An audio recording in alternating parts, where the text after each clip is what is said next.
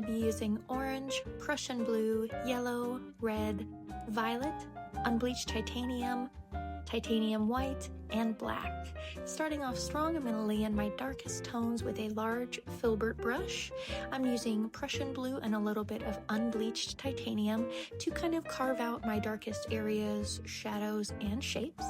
There are 3 croissants in this piece. One is more indistinct, one is kind of hidden behind another, and then we've got a big chunky one in the front. So continue to mix a little bit of unbleached titanium into that Prussian blue mix.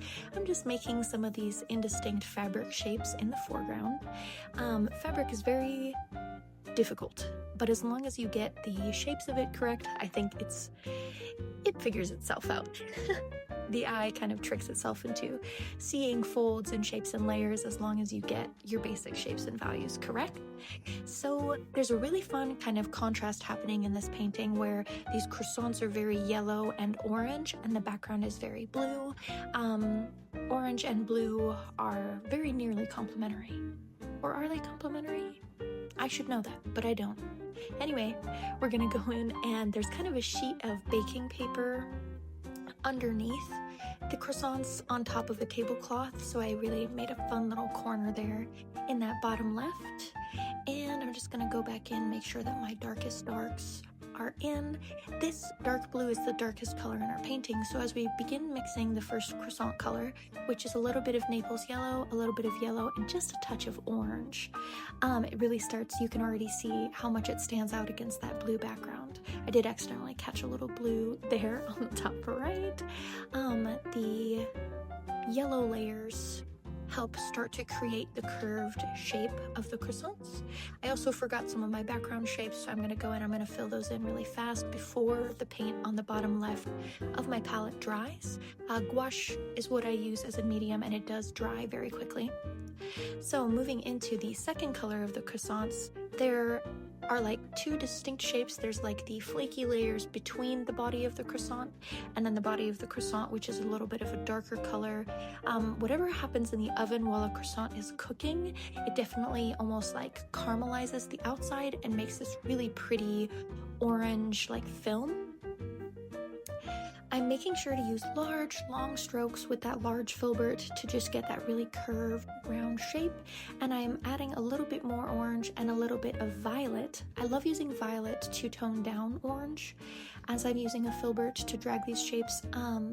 The violet will tone down orange without making it muddy or too cool or even casting it kind of green, which I absolutely don't want. There's no green in these croissants, so the purple will help to keep it true to color without making it too dark, too dramatic, or changing its color. Making sure to use loose strokes. You can see I'm holding the brush kind of towards the end.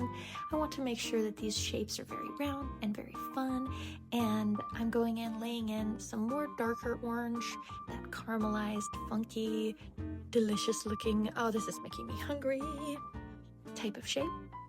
A little bit of orange, a little bit of violet, and really big, fun, back and forth, you know, windshield wiper strikes.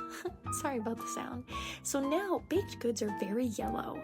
Whatever it is in the baking process that happens to make them yellow, I made sure to go back with just a wash, a large brush, and get some yellow into those corners to make it look baked. And then I go in and add just some more highlights in a yellow. The actual highlights of this piece are going to be a little bit more blue tinted to help create contrast, but right now I want to lay down those base layers for the highlights and pick out where I want the highlights to be with a very light and bright yellow. Here I'm using a much smaller filbert. I don't know why I switched to a smaller filbert here, but I wanted to go in and lay down my final dark portions of the painting, really just to draw out the final shadows of my shape. So I go in, I add just a couple strokes here and there, really loose, really light, and we'll go in, we'll add some texture. I love the little pieces of the baked croissant that give it its really bumpy type of texture on the outside of its shell. So I wanted to make sure to add those, and then I'm going in and just adjusting some last minute values. Here I step all the way back from the painting and I look at it, I make sure that the proportions are correct, I make sure that the areas are correct, and I start adding my highlights. So this is titanium white with just a hint of Prussian blue to really give it a pop, to make sure that those highlights stand out and pop off of that orange, baked, flaky croissant. And here, I just go back, I kind of layer the highlights on top of one another to make sure that they're popping, to make sure that they're as noticeable as possible. I'll also go in and touch up, I think, some pieces of the fabric, just to make sure that those are standing out as well, since we're laying down our lightest color. And then I go in, I just add last details, and she's done! Oh, what a fun and delicious painting project today. Thank you so much for watching. I hope that you come back and watch the next one.